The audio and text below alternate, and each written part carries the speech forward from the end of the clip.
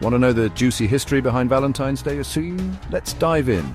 It all starts with the ancient Romans. They had a mid-February festival called Lupercalia, celebrating fertility and agriculture.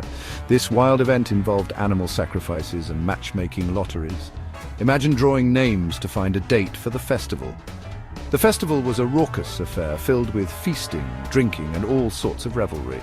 It was a time when social norms were relaxed and people could let loose and enjoy themselves. The matchmaking lotteries were particularly popular, as they gave young people a chance to meet and mingle in a way that was otherwise not possible in the strict Roman society. Fast forward to the 5th century, when the Christian Church wanted to replace pagan festivals. Enter Pope Gelasius I, who established St. Valentine's feast day on February 14th. But who was St. Valentine? The truth is, there were several early Christian martyrs named Valentine, and it's unclear which one the day is named after. Some stories suggest he was a priest who defied Emperor Claudius II's ban on marriage by secretly marrying couples to spare the husbands from war. Others say he was a bishop who helped Christians escape persecution. Regardless of the specifics, the common thread in all these stories is that Valentine was a figure who stood up for love and compassion in the face of adversity. That's where it gets murky. Some say he was a priest secretly marrying couples. Others a bishop helping persecuted Christians. Either way, his story is all about love and defiance. Over time, the legend of St. Valentine grew, and he became a symbol of romantic love.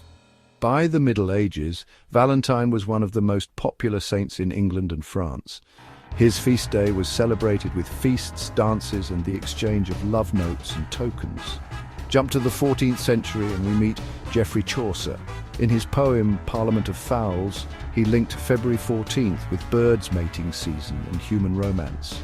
This caught on, and by the 1400s, people were exchanging handwritten valentines and tokens of affection.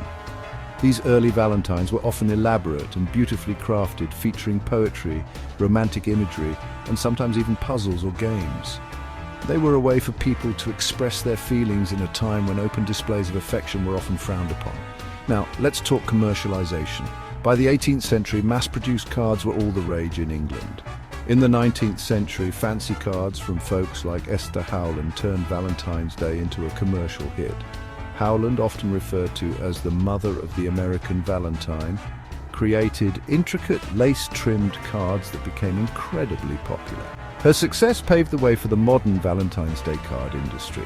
Today we celebrate with cards, chocolates, and flowers, blending history with consumer culture.